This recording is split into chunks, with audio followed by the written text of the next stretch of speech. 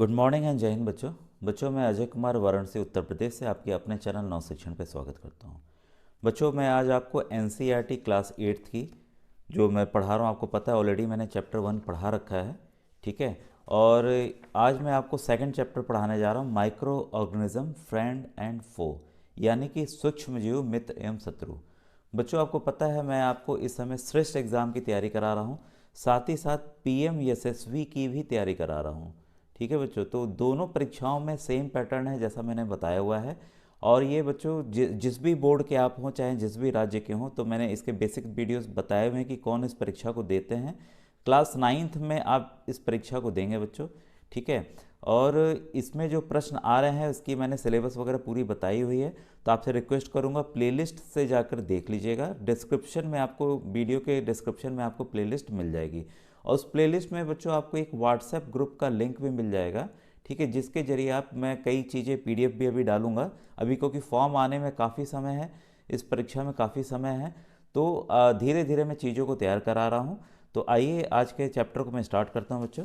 और बच्चों आप, मैंने ऑलरेडी क्वेश्चन पेपर दिखाया हुआ है कि प्रश्न कैसे लाइन टू लाइन आ रहे हैं, ठीक है। इसलिए हमें जो इंपॉर्टेंट चीज़ है मैं एकदम लाइन टू लाइन नहीं पढ़ाऊंगा, जहाँ इंपॉर्टेंट लगेगा और बताऊंगा कि हाँ इससे प्रश्न बन सकते हैं, तो आप उसको ज़रूर नोट डाउन कर लीजिएगा, ठीक है।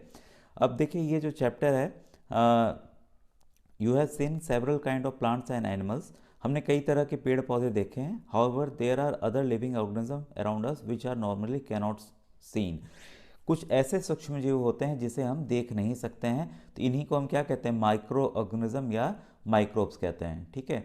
तो ऐसी जो सजीव चीज़ें होती हैं जिनको हम आंखों से नहीं देख सकते हैं, उन्हीं को हम क्या कहते हैं, माइक्रो ऑर्गेनिज्म या माइक्रोब्स, या हिंदी में कहें तो सूक्ष्म जीव कहते हैं, ठीक है। अब देखिए जो इम्पोर्टेंट होगा मैं खुद ही बताऊंगा यहाँ पर। देखिए इसमें कुछ टर्म्स आएंगे बार बार जो अंग्रेजी हिंदी दोनों में दोनों तरह से प्रयुक्त होते हैं, तो ये मत सोचिएगा हिंदी मीडियम के बच्चे जो हैं कि ये हिंदी में ही आएगा आपका विषाणु, वो वायरस भी आ सकता है बच्चों, ठीक है। तो मैंने इंग्लिश हिंदी दोनों लिख दिया है, तो इसको आप ज़रूर नोट डाउन कर लीजिएगा। बैक्टीरिया को जीवाणु कहते हैं, फंजाई को कवक कहते हैं, अलगे को शैवाल कहते हैं और वायरस को विषाणु कहते हैं। तो धीरे धीरे चीज़ों को मैं बताऊंगा और इनसे प्रश्न बच्चों बनते ही बनते हैं, एकदम इम्पॉर्टेंट है, ठीक है। अब देखिए जो चीज़ें जहाँ से प्रश्न बनते हैं वहाँ से मैं आपको बता देता हूँ। यहाँ देखिए this observation show that water and soil are full of tiny, अगर एक ऑब्जर्वेशन अगर हम देखते हैं तो गंदा पानी हो गया या आपका मिट्टी हो गया, सभी में छोटे छोटे जो ऑर्गेनिज्म हैं, वो जो हैं सूक्ष्मजीव हैं, वो पाए जाते हैं, ठीक है। और इन्हीं को हम किस में डालते हैं, कैटेगरी में, माइक्रोब्स की कैटेगरी में डालते हैं। ये इतने छोटे हैं कि आंखों से नहीं देख सकते हैं, ये सब जनरल चीज़ें हैं। अब देखिए इनको यहाँ से प्रश्न उठता है कि माइक्रो ऑर्गेनिज्म को, यानी कि सूक्ष्म जीवों को मुख्य कितने वर्गों में बांटा गया है, तो याद रखिएगा 4 वर्गों में, तो इसको आप नोट डाउन कर लीजिएगा, ठीक है। ये कौन कौन से वर्ग हैं, बैक्टीरिया, फंजाई, प्रोटोजोआ, प्रोटोजोआ को बच्चों प्रोटोजोआ ही कहते हैं हिंदी में, और एंड सम अलगी, और कुछ आपके शैवाल, ठीक है। तो हो गए जीवाणु, आपका कवक हो गया, प्रोटोजोआ हो गया, और साथ में अलगी हो गया, ठीक है। इन्हीं को हम क्या कहते हैं, माइक्रोऑर्गेनिज्म। अब देखिए वायरस के बारे में आ गया, वायरस यानी कि विषाणु, ठीक है। ये भी देखिए सूक्ष्म होते हैं बच्चों, ठीक है। They are however reproduce only inside the cells of the host organism which may be bacterium, plant or animal. अब ध्यान दीजिएगा, विषाणु जो है वो बीज की कड़ी है सजीव और निर्जीवों के बीच में बच्चों। ये काफ़ी इंपॉर्टेंट पॉइंट बता रहा हूँ, इसको आप नोट कर लीजिए, बीज की कड़ी हैं, ठीक है। विषाणु जो है वे अन्य सूक्ष्मजीवों से कैसे भिन्न है, क्योंकि यह केवल परपोषी में ही गुणन करते हैं। जब किसी जिंदा व्यक्ति में चले जाएंगे, जिंदा वस्तु में चले जाएंगे, चाहे वो बैक्टीरिया ही क्यों ना हो, उसी में ये बढ़ते हैं, नहीं तो बाहर मृत अवस्था में रहते हैं, ठीक है। जीवाणु हो गए, पौधे हो गए, जंतु कोशिका हो गई, में ये गुणन करते हैं, ठीक है। और जैसे कुछ सामान्य रोग हैं, इनको आप जरूर नोट डाउन कर लीजिएगा, ये इंपॉर्टेंट है काफ़ी, ठीक है, ये इंपॉर्टेंट है। इसमें देखिए कोल्ड है, मतलब जिस वायरस से, विषाणु से बीमारियां कौन कौन सी होती हैं, कोल्ड, इन्फ्लुएंजा या फ्लू कहते हैं। Most cough are caused by viruses, इसको हिंदी में लिखना है, लिख लीजिए। जुकाम, कोल्ड मतलब हो गया जुकाम, इन्फ्लुएंजा को इन्फ्लुएंजा ही कहते हैं, फ्लू जो बुखार आ जाता है बच्चों 102 103 डिग्री, और जो अधिकतर खांसी होती है वो विषाणु से ही होते हैं। अब देखिए ये काफ़ी इंपॉर्टेंट पॉइंट है कि serious disease like polio and chicken pox are also caused by virus. कई हम लोगों ने बचपन में, आपने भी लिया होगा, पोलियो की खुराक ली होगी, ठीक है। और चिकन पॉक्स का भी अब तो टीका आ गया है, ठीक है। कई बच्चों को चिकन पॉक्स हुआ भी होगा, तो याद, चिकन पॉक्स यानी कि खसरा। तो दो बीमारियां आप नोट डाउन कर लीजिएगा, पोलियो और खसरा भी विषाणु द्वारा होती है। ये इसलिए बोलना इंपॉर्टेंट है कि चार बीमारियों का नाम दे देंगे और बोल देंगे इसमें से विषाणु से कौन सा नहीं होता है या होता है, तो आप इनको नहीं याद करेंगे, ये इससे ही आएंगे, इस बुक से अलग आने नहीं है बच्चों सवाल, ठीक है। एक कोरोना आप अलग से बढ़ा लीजिएगा कि कोरोना जो बीमारी, अभी जो टीका भी लगा होगा कई बच्चों को, कोरोना बीमारी भी वायरस की वजह से होती है, इसको अलग से आप नोट डाउन कर लीजिएगा जीवाणु वाले में। अब देखिए, disease like dysentery and malaria are also caused by protozoa protozoans, where typhoid and tuberculosis are bacterial infections. अब देखिए कुछ जो चीज़ें हैं, अतिसार और मलेरिया, ठीक है। डिसेंट्री मतलब अतिसार, और मलेरिया जो है प्रोटोजोवा की वजह से होता है, ठीक है। और जो टाइफाइड हो गया, टाइफाइड को टाइफाइड ही कहते हैं, और ट्यूबरक्लोसिस को बच्चों क्षय रोग कहते हैं। ये जो होता है जीवाणु यानी कि बैक्टीरियल बीमारी है, ठीक है। तो इसको भी आपने नोट डाउन कर लिया। बीमारी के नाम ज़्यादा यहाँ महत्वपूर्ण है बच्चों, और किससे होता है ये महत्वपूर्ण है, आपने नोट डाउन कर लिया होगा। ये देखिए कुछ चित्र है, तो चित्र भी आपको समझना जरूरी है कि देख लीजिए एक बार। ये देखिए स्पाइरल बैक्टीरिया होते हैं, ठीक है। इसको हम लोग हिंदी में भी स्पाइरल जीवाणु कहेंगे, ठीक है। और ये रॉड से बैक्टीरिया, देखिए रॉड की तरफ रहेंगे यानी कि छड़नुमा बैक्टीरिया, ठीक है। क्लियर हो गया, छड़नुमा बैक्टीरिया। ये देखिए चित्र बहुत ज़रूरी है, क्योंकि इसमें चित्र आधारित प्रश्न आते ही आते हैं। ये जो कोई, ये देखिए, ये तो ये वाला आ सकता है, स्पाइरल मतलब ये घुमावदार होगा बैक्टीरिया, ये रॉड की तरह लंबे लंबे होंगे, ठीक है। इसको याद रख लीजिएगा। ये देखिए, ये आपका है क्लाइमोडोमोनास डोमोनास, ठीक है। ये एक तरह का अलगी है यानी कि शैवाल है, और ये देखिए स्पाइरोगायरा है, ठीक है। तो इनका नाम हिंदी में भी यही चीज़ है बच्चों, क्लेमाइडोमोनास, ठीक है। और ये स्पाइरोगायरा। अब ये देखिए, ये है आपका अमीबा, ठीक है, अमीबा। ये अलगी की वैरायटी है, दोनों एग्जाम्पल याद रखिएगा, क्लेमिडोमोनास और स्पाइरोगोरा शैवाल की है। प्रोटोजोआ में दो उदाहरण आप याद रखिएगा, अमीबा और पैरामीशियम। पैरामीशियम ये याद रखिएगा, पैरामीशियम, ठीक है। दो एकदम याद कर लीजिए। अब देखिए फंजाई यानी कि जो कवक हैं, कवक के उदाहरण आपके सामने हैं। ये ब्रेड मोल्ड, जो ब्रेड होता है, ठीक है, इसको कहते हैं हम लोग राइजोपस। इसको लिख दे रहा हूँ मैं, सॉरी, राइजोपस। और ये सीलियम ही है, और एस्परजिलस, ठीक है। ये हिंदी में एस्परजिलस ही आप इसको लिख लीजिएगा, ठीक है। तो ये उदाहरण है आपके फंजाई के। तो ये उदाहरण बहुत ही जरूरी है, क्योंकि उदाहरण ही पूछ लेगा कि इसमें से कवक या फंजाई कौन सा नहीं है। तो राइजोपस, पेनिसिलियम और एस्परजिलस जो है, इसको तीन आप नोट डाउन कर लीजिएगा बच्चों। अब ये देखिए, जो है वायरस का जो स्ट्रक्चर है वो इस तरह का, जीवाणु का जो स्ट्रक्चर है वो इस प्रकार का होता है। कई कार्टून फिल्मों में भी आपने देखा होगा, ठीक है। अब आइए इसमें देखें कि where do microorganism live, यानी कि सूक्ष्म जीव कहाँ रहते हैं, ठीक है।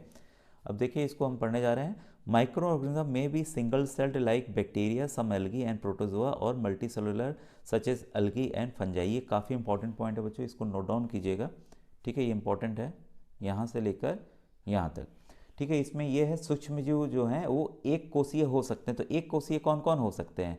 जीवाणु हो सकते हैं, शैवाल हो सकते हैं, और कुछ प्रोटोजोआ हो सकते हैं, ठीक है। और या तो ये बहुकोषीय भी हो सकते हैं, जैसे कि कोई शैवाल या कोई फंजाई यानी कि कवक, ठीक है। They can survive under all type of environment ranging from ice cold climate to hot spring and desert to marshy land. अब देखिए कई तरह के वातावरण में ये जिंदा रह सकते हैं। अभी भी आपको अंटार्कटिका की गहराइयों में अभी भी सूक्ष्मजीव पाए जा रहे हैं, ठीक है। यह बर्फीली शीत से उष्ण स्रोतों तक हर प्रकार की परिस्थिति में जीवित रह सकते हैं। यह मरुस्थल एवं दलदल में भी पाए जाते हैं, ठीक है। और मनुष्य सहित सभी जंतुओं के शरीर के अंदर भी ये पाए जाते हैं, ठीक है। और ये दूसरों पे आश्रित भी रहते हैं अपने खाने के लिए। अब देखिए micro organism like amoeba can live alone while fungi and bacteria में लिव इन कॉलोनीज।